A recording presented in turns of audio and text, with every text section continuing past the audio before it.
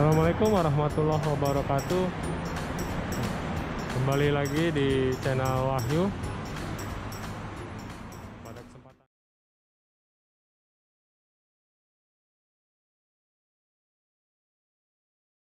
Seiring dengan kondisi situasi COVID-19 yang makin baik, serta implementasi protokol kesehatan dan penggunaan peduli lindungi yang terus berjalan, ada beberapa penyesuaian aktivitas masyarakat yang bisa dilakukan dalam periode 7-13 September ini.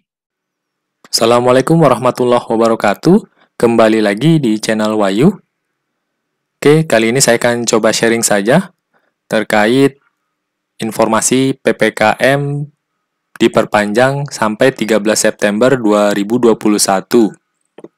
Ini ada yang dilonggarkan beberapa peraturannya. Oh ya, ini untuk yang Jawa Bali, PPKM-nya diperpanjang sampai 13 September. Dan untuk PPKM level 4, 3, dan 21 di luar Pulau Jawa dan Bali itu diperpanjang sampai dengan 20 September 2021 sesuai dengan Imendagri nomor 40 tahun 2021.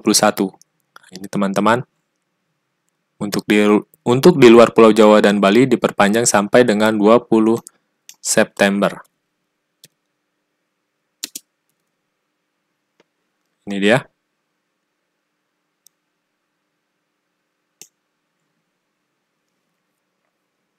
Pemerintah memperpanjang lagi PPKM atau pemberlakuan pembatasan kegiatan masyarakat per level di Jawa Bali. Perpanjangan PPKM dilakukan hingga 13 September 2021. Demikian disampaikan Menko Marves Luhut Binsar Panjaitan dalam konferensi persnya Senin 6 September 2021. Bapak Presiden menekankan COVID-19 tidak akan hilang dalam waktu singkat. Kita siapkan protokol hidup bersama COVID-19. Ada beberapa penyesuaian dalam periode PPKM 7-13 September 2021, kata Luhut. Misalnya, waktu makan menjadi 60 menit dengan kapasitas 50%. Akan dilakukan uji coba 20 tempat wisata level 3 dengan penerapan prokes ketat dan implementasi peduli lindungi. Luhut juga menyampaikan situasi perkembangan COVID-19 di Jawa dan Bali terus terkendali. Oke, untuk lengkapnya, mari kita saksikan video dari pengumuman oleh Bapak Luhut Binsar Panjaitan di channel YouTube Sekretariat Presiden. Juga daerah istimewa Yogyakarta berhasil turun ke level 3. Sementara Bali kami perkirakan butuh waktu 1 minggu lagi untuk turun ke level 3 dari level 4 akibat perawatan pasien di rumah sakit yang masih tinggi. Dan saya sudah komunikasikan juga kepada Gubernur Bali tadi malam untuk kita rame-rame mengatasi masalah ini. Secara keseluruhan, indikator transmisi penyakit yang terdiri dari penambahan kasus konfirmasi, jumlah perawatan pasien yang ada di rumah sakit, dan jumlah kematian terus mengalami perbaikan. Semua ini tentunya adalah sesuatu yang patut kita syukuri yang merupakan buah dari kerja keras kita semua. Apa yang dicapai kita bersama hari ini tentunya bukanlah bentuk euforia yang harus dirayakan. Kelengahan sekecil apapun yang kita lakukan ujungnya akan terjadi peningkatan kasus dalam beberapa minggu ke depan. Ini adalah sesuatu yang harus kita hindari.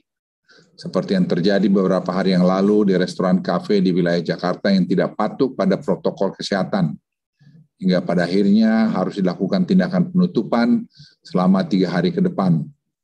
Kami juga masih melihat banyaknya restoran kafe yang masih belum menerapkan penggunaan aplikasi peduli lindungi. Padahal ini semua adalah untuk keamanan kita bersama. Bapak Presiden dalam rapat kabinet terbatas tadi siang menekankan bahwa COVID-19 tidak akan hilang dalam waktu yang singkat, dan kita perlu menyiapkan diri untuk hidup bersama COVID-19. Karena COVID-19 ini akan berubah dari pandemik ke pandemik. Di mana sistem peduli lindungi yang kita gunakan saat ini akan menjadi integrator utama dari 3 strategi tersebut, sehingga bisa meminimalkan penularan COVID-19 ketika kita membuka kembali aktivitas masyarakat secara bertahap. Oleh karena itu, pemerintah tidak bosan-bosannya mengingatkan kepada seluruh komponen masyarakat untuk mematuhi protokol kesehatan dan penggunaan aplikasi Peduli Lindungi sesuai dengan instruksi dari pemerintah. Dalam 1 minggu terakhir, kami menemukan banyak pelanggaran seperti yang muncul di media dalam beberapa hari ini. Pemerintah akan mengambil langkah persuasif dalam penegakan aturan-aturan ini sebelum mengambil langkah tegas jika upaya persuasif diabaikan. Terkait keamanan data di dalam Peduli Lindungi, pemerintah menjamin keamanan data tersebut dan saat ini penyimpanan data dilakukan oleh Kementerian Komunikasi Informasi dengan penanganan keamanan data dibantu oleh Badan Cyber Nasional, Badan Cyber Negara. Pemerintah akan terus mengambil langkah-langkah perbaikan agar kelancaran penggunaan Peduli Lindungi semakin baik. Per 5 September kemarin, total masyarakat yang melakukan screening dengan penggunaan Peduli Lindungi di beberapa sektor publik seperti pusat perbelanjaan, industri, olahraga, dan lainnya telah mencapai hampir 21 juta orang. Dari total 21 juta orang yang tersebut terdapat 761.000 orang yang masuk kategori merah. Tidak diperkenankan masuk melakukan aktivitas di tempat publik oleh sistem. Dan juga terdapat 1.603 orang dengan status positif dan kontak erat untuk mencoba melakukan aktivitas publik. Kedepan pemerintah akan menindak orang yang masuk dalam kriteria hitam Peduli Lindungi yang masih berusaha melakukan aktivitas di area publik dan dengan membawa mereka ke dalam isolasi terpusat. Hal ini dilakukan untuk sama-sama menjaga dan melindungi kita semua. Karena kalau tidak, mereka akan membangun klaster baru lagi di berbagai tempat atau di keluarganya sendiri.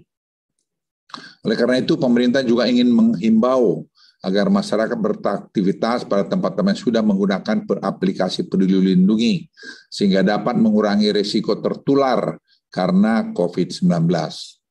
Teman-teman media dan seluruh masyarakat Indonesia, meskipun indikator transmisi mengalami perbaikan seperti yang saya sebutkan di atas, namun indikator respon kesehatan pada banyak wilayah kota kabupaten masih belum memenuhi target yang ingin kami capai. Fokus inilah yang menjadi prioritas pemerintah dalam beberapa minggu ke depan. Dan Presiden merintahkan kami untuk melakukan ini semua dengan cermat.